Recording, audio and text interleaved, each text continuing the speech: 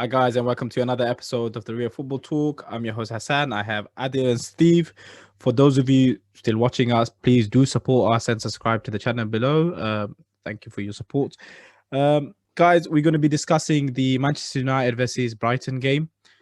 Adil, what was your take on the first half and the great start that Brighton have made, and Welbeck coming back to his old former side really and scoring again? Yeah, I thought Brighton started really well. The first 7-8 minutes, United kept the possession, but without really threatening. And I felt Bissouma got hurt his arm, and that little break just helped Brighton gather themselves, because after that, it was all Brighton. I mean, the way they were playing the ball around, they were just playing around United quite at ease. And the first goal was a well-crafted goal, really good goal, excellent cross, good movement from Welbeck, good header, and then good reactions to follow up his header. So I just thought Brighton were, after the initial first 10 minutes, once they got going, they got their rhythm going. I mean, they looked kind of class above United at the time. So yeah. Dominant performance first half. What would you make of Welbeck's goal, Steve? Great, I thought great movement. Good reactions, and from a player that's been around quite a while and has never really kind of consistently done it, on the big stage. And he's moved from places, gone from Man United out to Arsenal, and you kind of think he's never going to really achieve his full potential. And probably to this day he probably thinks the same. But the movement to get across the defender for the finish, I thought was really good, and the fact that he reacted to the save and was calm and just nodded it in, I thought was really good actually. Quite impressive him. I agree with Adil. I think first 10 minutes Man United looked in control. They had a lot of the ball, and you thought, okay, it's going to be a long night for Brighton in terms of how the game was panning out. That little break seemed to help them.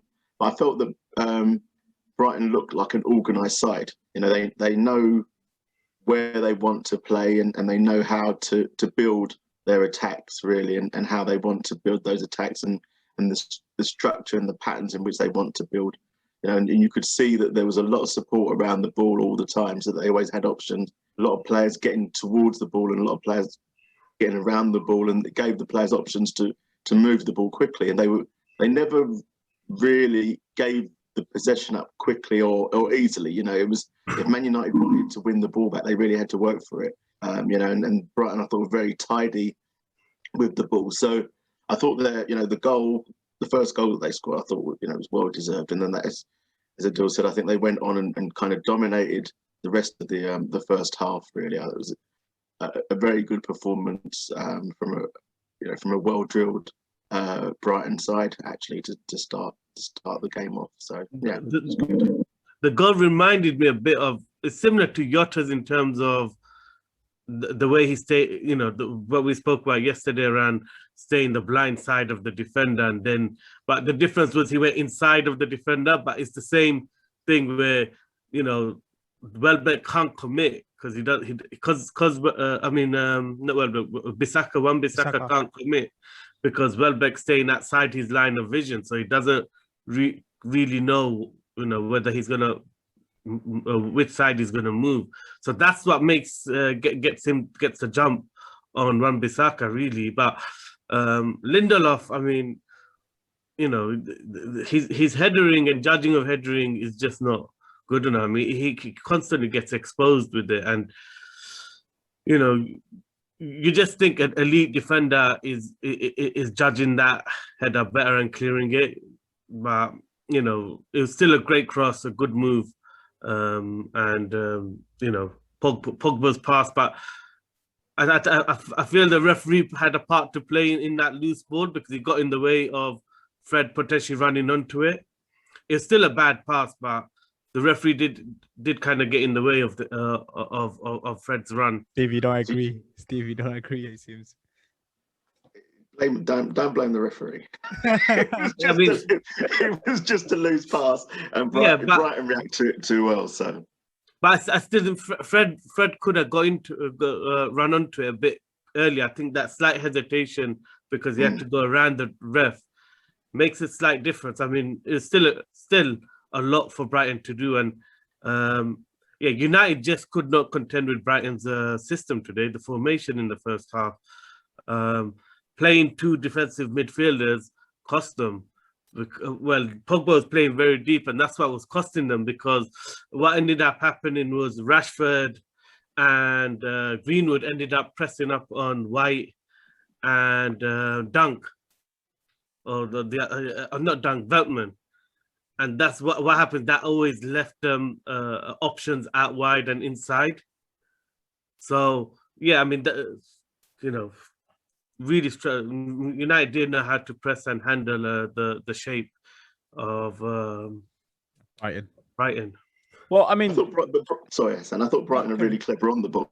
You know, you say you're right about the fact that United didn't know how to press, but you know, if you look at Brighton and you kind of look at them physically, they're a massive side. You know, they're a massive side, but their ability on the ball belies kind of their position, and they're quite comfortable. They don't mind being pressed because, as I say, they get players around the ball and around the players and get support there. So they're quite happy to back themselves in those situations to manoeuvre the ball and get out of the press. You know, if it's not applied effectively, which is why, you know, as you say, not all the players were going at the right time, which meant that it was easier for Brighton to manoeuvre the ball and get it out to other areas. So I thought that I'm really impressed with them. They looked more comfortable in tight spaces technically. I mean, they were getting out of tight spots at ease, and they're using, you know, they're doing it with skill and flair, not just, you know, good footwork. And I thought Lallana in the first half was the best player on the pitch. I mean, Lallana really dictated that first half. I thought he was really good. I think you know, United didn't know how to mark Trossard because they're playing like a false nine. Trossard was the central player. Mopai was playing more on the right and Welbeck on the left, and that's a switch that there has been more Mopai than the center. So that was a difference, and you could tell Maguire and Lindelof didn't know how to handle that in the first half. But you know, obviously they got to terms with it in the second. So, Hassan, your volumes. Sorry, talking of United's problems, really, this struggles that they have, it seems to be constant and throughout the season, where they start off really poorly, slow, not really in the game. Is it due to maybe Solskjaer not looking into the teams properly and getting his system and everything right, and maybe too much guesswork, or is it just down to the players not up for it straight away, Adil? I think the players, it's a problem with maybe the work ethic of the players, because a lot of them were strolling around. Like, I haven't seen Cavani in that first half. Cavani's work rate was poor. Rashford's was terrible. I mean, he was ambling towards players. He never actually was sprinting when he was going to press. He was just jogging. But as soon as he's on the ball, he's suddenly sprinting at 100 miles per hour, and you just think it's not a question of fitness or anything. It's a question of attitude and work ethic. Even up until the goal, Fernandes wasn't pressing very well. Suddenly, you know, after like 25 minutes, he starts running around and pressing. So with Rashford though, I mean, he just missed the international break with a hamstring injury, didn't he? So is it possible that actually, you know, it was a genuine injury and he needed just to kind of feel his way back in and only really make the runs that he felt were going to be kind of beneficial? So, you know, as a striker, you know what strikers are like. So, you know, as a striker, if I'm going to make a run that's going to be impactful for the team, I want that run to be a forward run rather than maybe like a run to press or a run maybe to recover to shape. So I just wonder if that had anything to do with it. I'm sure it did have a factor, but in terms of, you know, United start, I mean, they do this a lot where they amble around in the first half. and rely on, gun ho, high tempo tactics in the second half, which it's something they will need to get on top of, because better teams will be able to handle the second half gun ho tactics. But yeah, I mean, they seem to be getting away with it, but I think it's more a question of attitude. They slow start. They don't start games fast. They take so many extra touches. The tempo is always slow, and many games the pressing ain't great in the first half. It's like they're conserving their energy to give everything in the second. So I don't know if that's a game plan of Ole Gunnar Sanchez or not. It seems to be working for now. This is what I was gonna add to kind of like to ask Steve. You're a manager and you see how the game works. Surely this is something that keeps popping up for United where they struggle. Is that good enough for a United side who's second on the table, in Champions League sport and looking to kind of challenge next year? Is this good enough? Steve, you're on mute. Sorry, we're all doing it today. I don't know. It's difficult to really argue against it, isn't it? Because they're currently second in the league, and no one's challenging Man City at the moment. But they're currently the best of the rest. So in terms of the actual outcomes and the results, it's difficult for you to argue against Solskjaer if he says, well, actually, we take the first half to try and work out the other team, and make the modifications at half time, and then go with the renewed kind of energy and enthusiasm in the second half. But the one thing I found interesting, and Adil maybe can come in on this as well, but and the poor lad, actually, I mean, he ended up warming up the whole of the second half, but after 2 minutes of the second half being played, McTominay was sent to warm up, and it looked at that point that they were going to make an early change in the second half. I couldn't understand what Solskjaer had seen in that first 2 minutes of the second half that he hadn't seen in the first half that would have warranted an early change. As it was, I think, like at that time that McTominay went to warm up, Man United still had a lot of possession of the ball, and we're moving the ball around. So I didn't really understand, unless it was just. And I used to do this when I used to run my young lads teams, and I wasn't happy. Bearing in mind it was roll on, roll off subs. I would send, if I wasn't happy with a particular person on the pitch, I would send out the player that I felt that was best equipped to replace them, to go and do some really vigorous warming up right in front of that player, so that he could see just to pressure him. Yeah, the manager is thinking about making a change. I need to up my game, and I just wonder if I think that's exactly what happened. Plan? Well, because it's definitely psychological. Because he took Pogba off the moment they took the lead for McTominay. Because in the first half, Pogba was not pressing at all. He was just sitting in the space.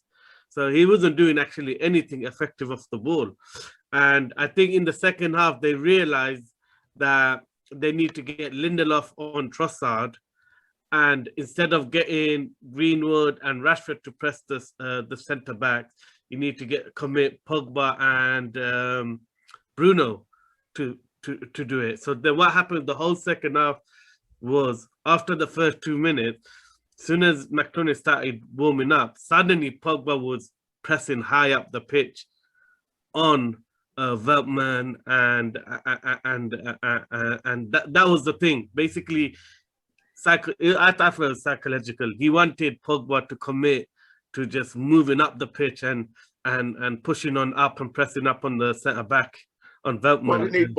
Why didn't he just tell him that at half time? I don't know. I think he did, but the first 2 minutes he didn't do it. So he's like, okay, let me show him I mean business. Yeah. But surely, Adi, you say that, but surely Pogba playing generally, you would think he would start further up the pitch anyways. simply, I mean, he wouldn't play like a McTominay or Fred. You think, yeah, even though you're playing the 4-2, he would be a bit further up potentially because of his ability and what he can bring. But I mean, United have been successful in playing the 4-2-3-1 recently. So having the two defensive mids has worked. But obviously with Pogba, he ain't gonna play it the same way McTominay does. But you know, he played. I think he started all 3 games for France in the Euros as well. So he may have been a bit tired.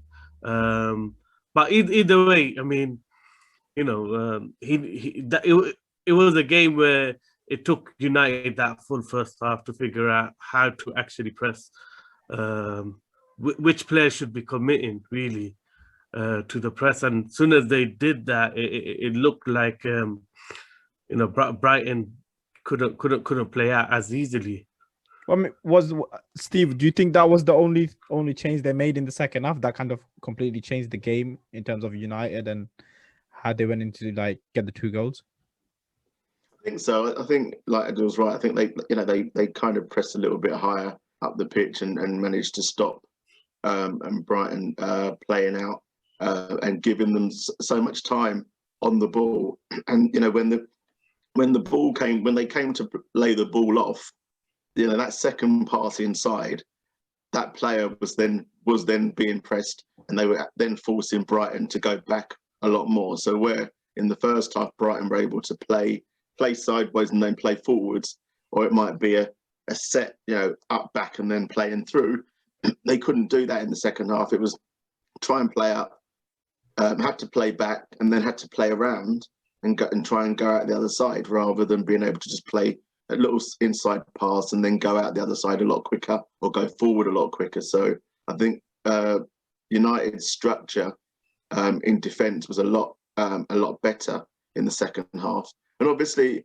I mean, we say that, but actually the real turning point was the goal, you know, for United, because up until the goal, they, as much as they were getting closer to Brighton, you know, Brighton weren't really under any kind of severe. I don't think they were under severe pressure. And it's again, you know, they gave the ball away themselves in their own half, you know, and Fernandes, for me, was probably the only thing he'd done up to that point as well. You know what I mean? Where he's driven towards the goal, usually committed. But I'm not going to. I don't want to comment on that too much. But you know, he's driven towards the goal, committed the defender ahead of him, and obviously drew the foul from the defender behind. But had the presence of mind to also lay the ball off on the basis that he'd drawn the defender in front of him to where he wanted. And Rashford's finish, I thought, was really clever. You know, it was an early finish across the keeper. Didn't give the keeper time to get set and to, you know, to be ready to try and make the save.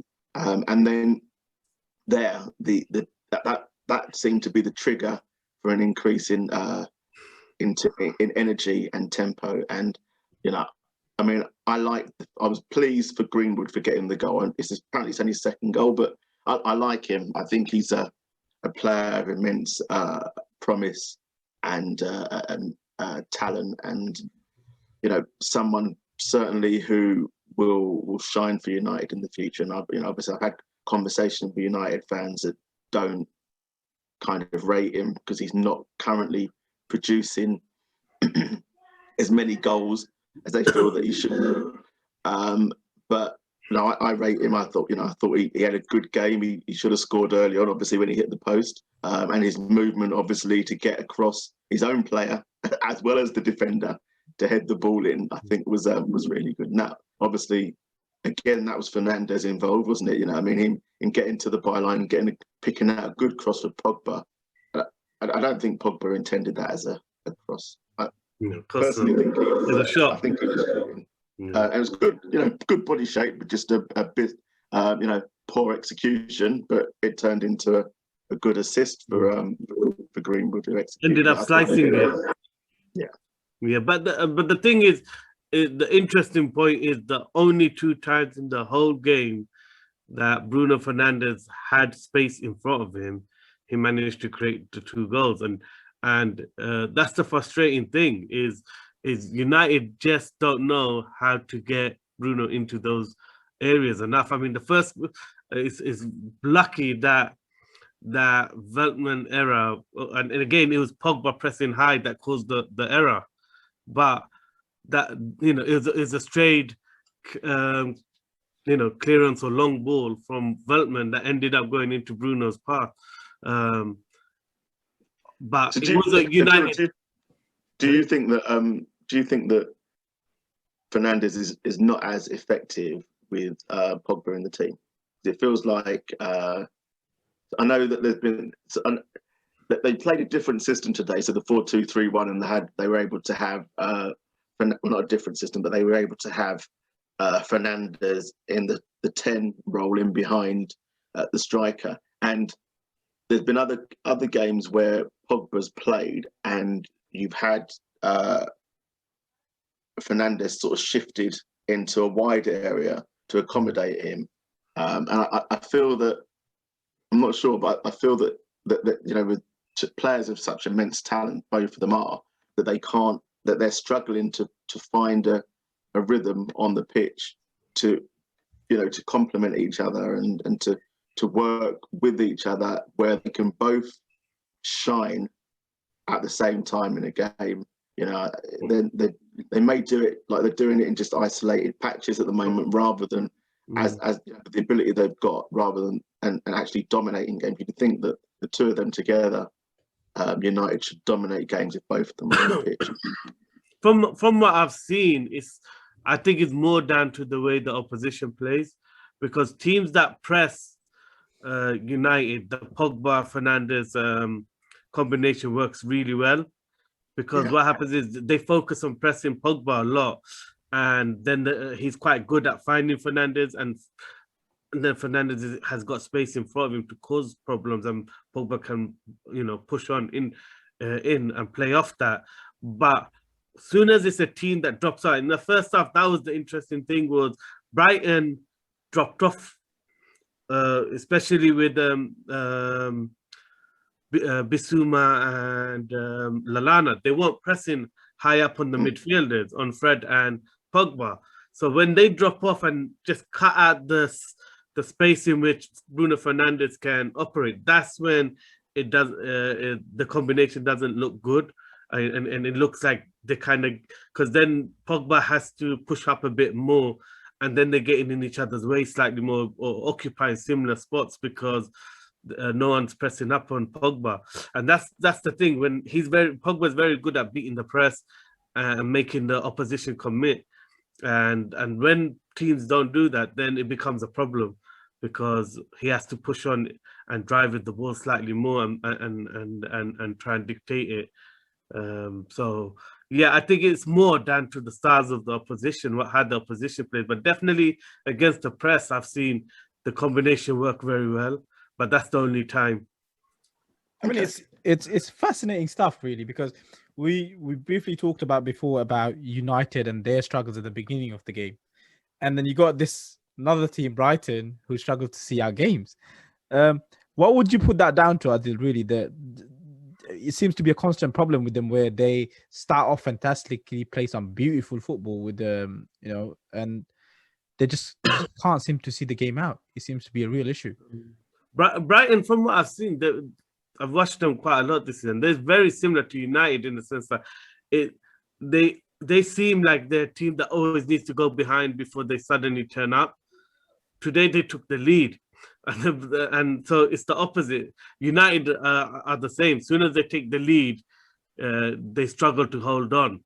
But they haven't conceded as many late goals, but they've had enough, you know, hair-raising, you know, moments where you think, oh, they were lucky.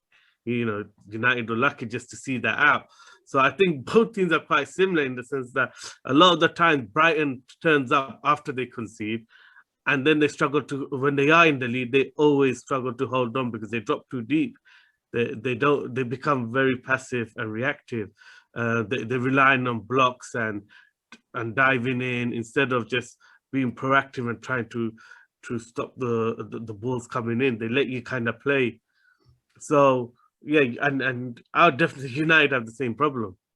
They kind of give the initiative away and it's basically a team that only feels comfortable when they're playing, when they're on the ball playing and playing their passing football. As soon as the situation in the game requires something else, they kind of, you can see they're not comfortable. So is it they just haven't got plan B? Is that what it is then?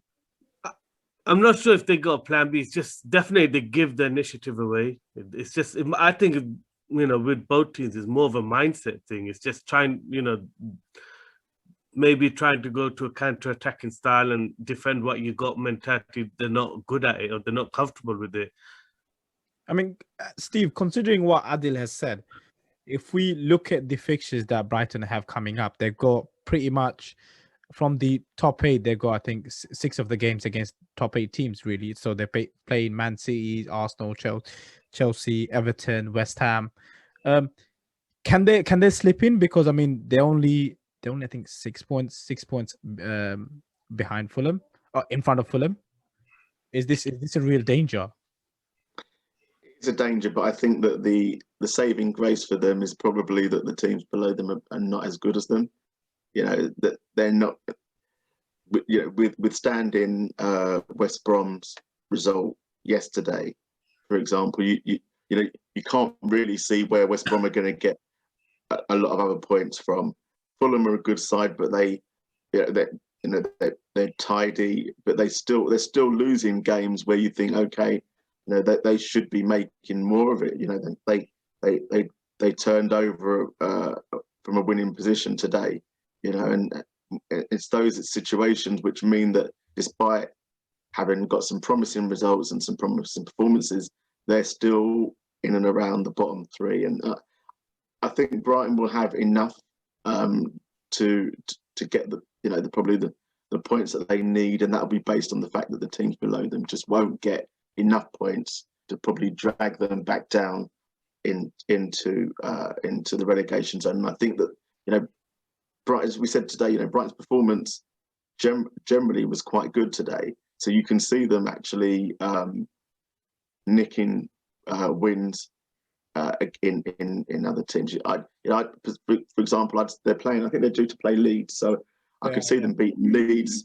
They are playing Sheffield and Wolves also. So yeah, so you know, you'd expect them to beat Sheffield United, potentially Wolves, but it's teams like Leeds, because I think it's the sit-in. You know, the way they played today, or the way I looked at them playing today, was that they were compact, and then when they had an opportunity to break, their outball to the furthest player ahead was really accurate. A lot of the time, it wasn't just a hoof ball away; it was a driven pass into the player that's at the highest point, and then getting players in to support. So, playing against a team like Leeds that like to flood forward, you know, that gives them a great opportunity to counter attack. So I see them having some success against teams like Leeds, and they'll nick the odd result as well. You know, maybe against Arsenal at the death. No, seriously, I do feel that, you know, Arsenal are probably someone that they may be able to nick a point from, because I would actually agree with you. I think they'll probably beat us again.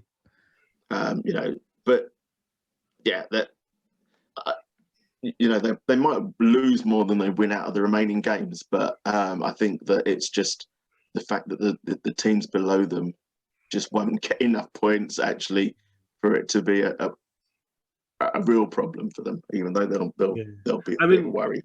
If West Brom, you know, go on a run, it might get nervous. But I just feel like Brighton's that type of team. When the pressure's on, they always seem to go up a gear. You know, every time it's looked like, oh, they're gonna drop in, then suddenly they go get 2-3 wins. And I think something similar is gonna happen. But you know, it'd be fun if West Brom managed to make it a bit interesting, because Fulham just ain't ever gonna take their chances. I mean, the amount of times they dominate a half and go in 0-0. I mean, the first half today was the same. So I just think Fulham just ain't got the cutting edge to punish teams.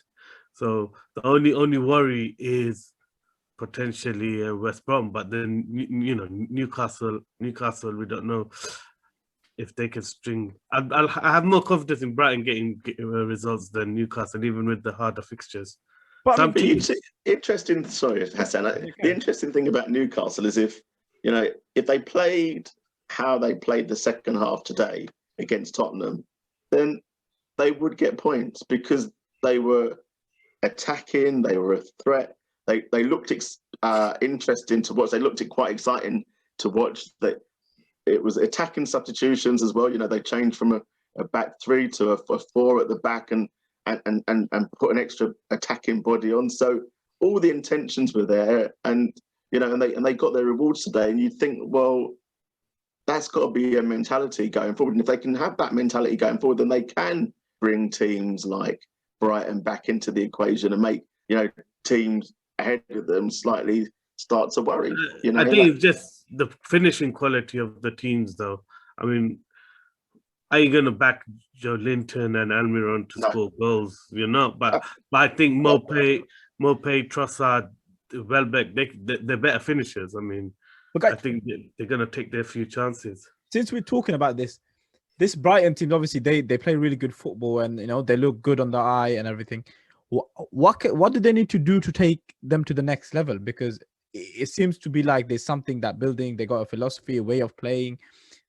Seems like a good spirit within the club. What do they need to do to get to that next level where they can go to the top half of the table? I think they need to be more adventurous. I think when they're looking to play forward, they, as I said before, they're organised. They know the areas that they want to play, and they've got good patterns that they try to play, but they don't do it very often. How often actually did they attempt to do that in the second half today? And when they needed a goal, how often they weren't really on the front foot. So it was when they can do it when the game is under control, and as I say, the other team come onto them, and then that opens up the space for them. But they need to be able to expose that in more frequent situations, get more attempts on goal, and try and commit more opportunities to get forward by being a bit more adventurous. I don't think they're as adventurous enough, because I think they like to be organised and structured and try and keep things tight.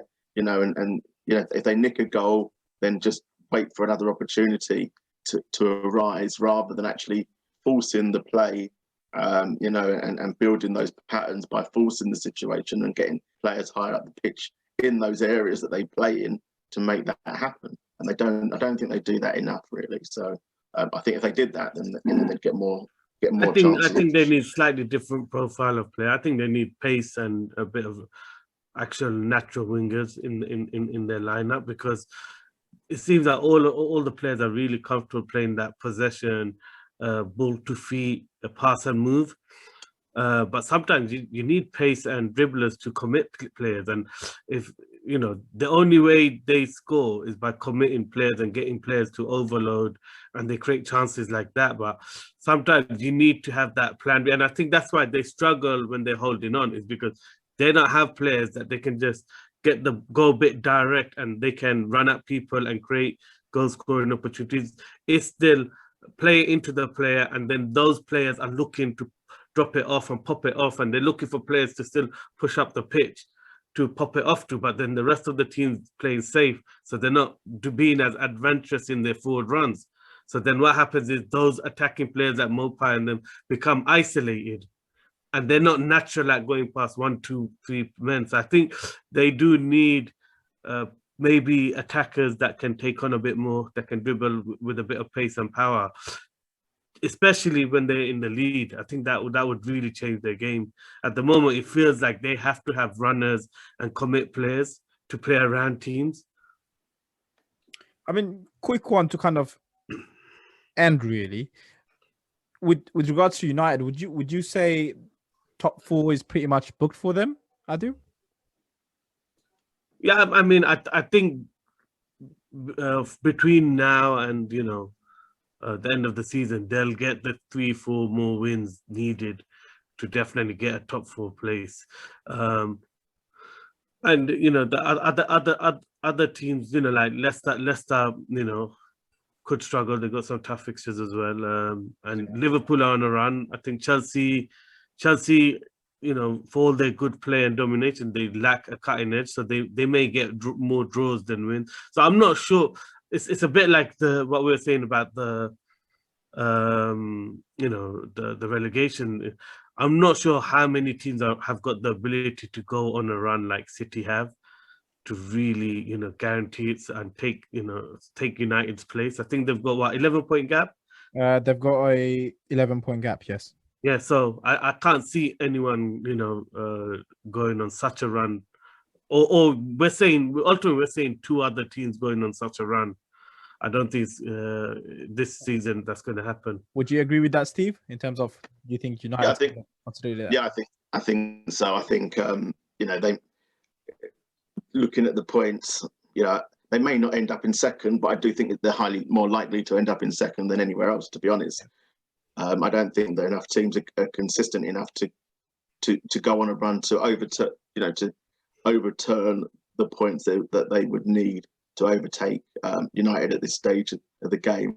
So I think top four is pretty much nailed on. I think it's just a question of what position they finish in, and I think based on as we've said, they managed to get results, even though you've looked at it and you said, well, that they start slowly and they've had to rely on becoming a second half team, etc. But that is sufficient so far to get generally the results they need. So, I don't see them making enough mistakes for them to be overturned by the teams below them. Leicester have got a horrendous running, and Chelsea look like they may be being found out slightly in Tuchel's way of playing, potentially. So, yeah, I think United are pretty much nailed on, which would be a fairly good season for them if they could get second and win the Europa League. I think that would be that would constitute a really good season for them, and justification for backing Ollie to keep him in that position and to keep him in that role. They've made some good signings. So fair play to them, I think. Positive it seems for United. Thank you guys for coming on the show. I look forward to seeing you guys soon. Thank you.